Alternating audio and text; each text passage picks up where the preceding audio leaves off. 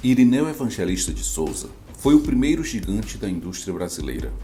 O banqueiro, industrial e político foi um visionário que conseguiu trazer, mesmo que em escala menor, a revolução industrial para o Brasil do século XIX. Uma das maiores mentiras que foram contadas foi de uma suposta rivalidade que existisse entre o industrial e o imperador Dom Pedro II, que inclusive o agraciou com o título de Barão de Mauá. Quem foi o Barão de Mauá e qual sua relação com o nosso déspota esclarecido? Agora, ao vivo, no History to Go.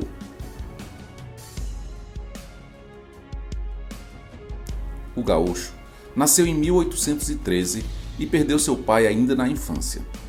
Como o novo marido de sua mãe não aceitava os filhos do antigo casamento, ele foi entregue aos cuidados de tios, tanto em São Paulo quanto no Rio de Janeiro. Com apenas 11 anos de idade, já trabalhava em uma mercearia em troca de alimentação e abrigo, ainda em São Paulo. Em 1825, conseguiu seu segundo emprego como funcionário do português Antônio Pereira de Almeida. Tornou-se braço direito do português e assumiu as funções de um caixeiro viajante. A partir de 1829, passou a trabalhar para uma companhia inglesa. Passou a trabalhar para o escocês Richard Carruthers, na companhia inglesa Carruthers. Irineu tornou-se gerente da Carruthers e no processo aprendeu inglês, contabilidade, técnicas comerciais e era um especialista em importação e exportação. Muitas pessoas naquela época tiveram a oportunidade de trabalhar para comerciantes ingleses que existiam aos montes no contexto do Império do Brasil.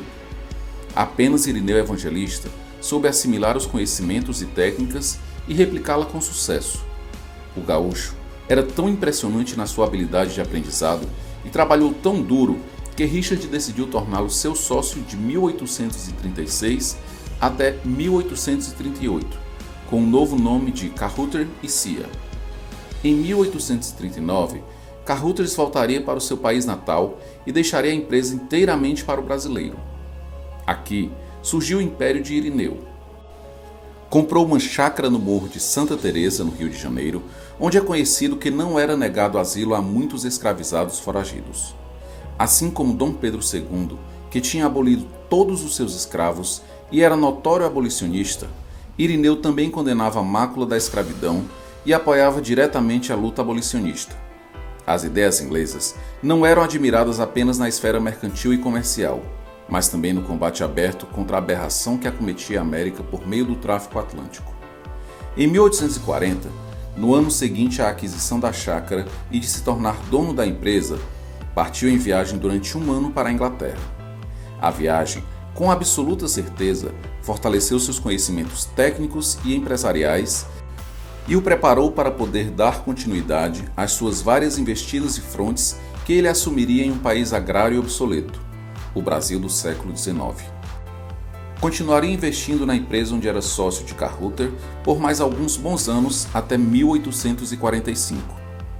Nesse momento, ele vendeu sua parte na empresa e começou a adquirir as próprias empresas baseando-se em carências e urgências que existiam no país.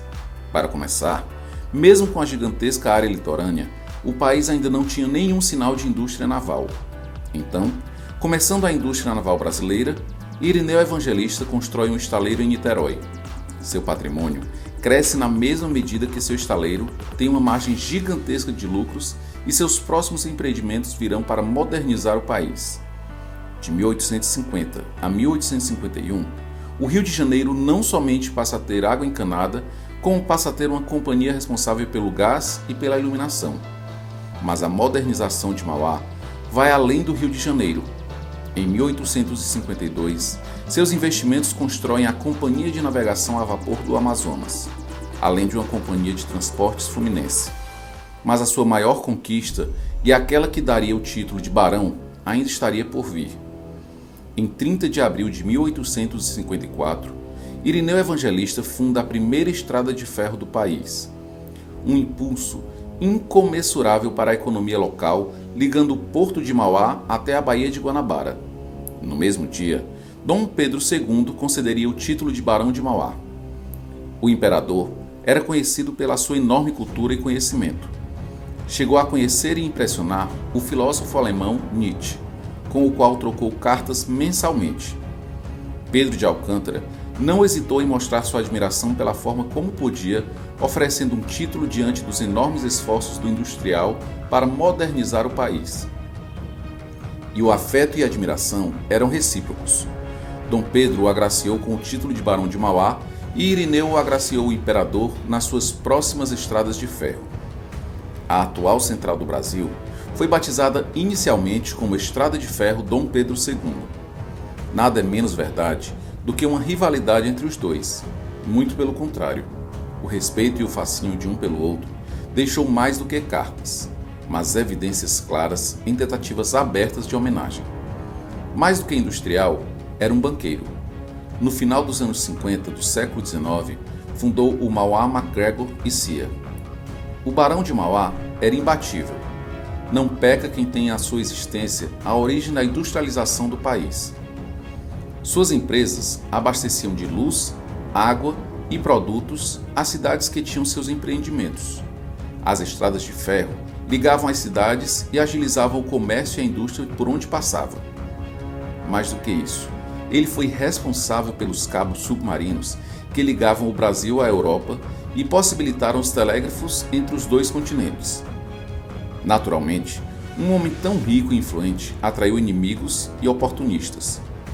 Muitos eram aqueles que enxergavam o sucesso do Barão de Mauá com maus olhos, incluindo pessoas influentes e poderosas que buscavam de maneira como podiam barrar o sucesso do empresário. Outros, igualmente perversos, enxergavam de que maneira podiam rapinar a fortuna e os lucros de Mauá. E a grande verdade é que mesmo que Dom Pedro o admirasse, a política do país foi um obstáculo para o crescimento do barão, não por culpa do imperador, mas por excesso de respeito à autonomia dos outros políticos e esferas de poder. O Barão de Mauá teve que enfrentar legislações e tentativas de aumentos para impostos com o claro intuito de rapinar seus empreendimentos e dificultar sua vida, mesmo que ele ganhasse a vida lucrando a partir de negócios que agilizam e facilitam a vida de todos. Mais do que isso, seu estaleiro chegou a ser incendiado criminalmente em 1857. Nunca houve inimizade entre o barão e o imperador, muito pelo contrário. Não faltam evidências históricas do enorme afeto e estima que havia entre os dois. O mito de uma suposta inimizade surgiu por causa do contexto político da época, que claramente tentou ser um obstáculo ao crescimento do gaúcho. Dom Pedro II não é responsável por isso, assim como não era responsável pela escravidão. Ambos eram liberais e abolicionistas, mas Dom Pedro II tinha enorme zelo de não se tornar um ditador autoritário e entendia a necessidade de respeitar as outras esferas do poder. Infelizmente, como nós ainda vemos, muitos daqueles que estão no poder enxergam os industriais como vilões e não poupam esforços para dificultar suas vidas.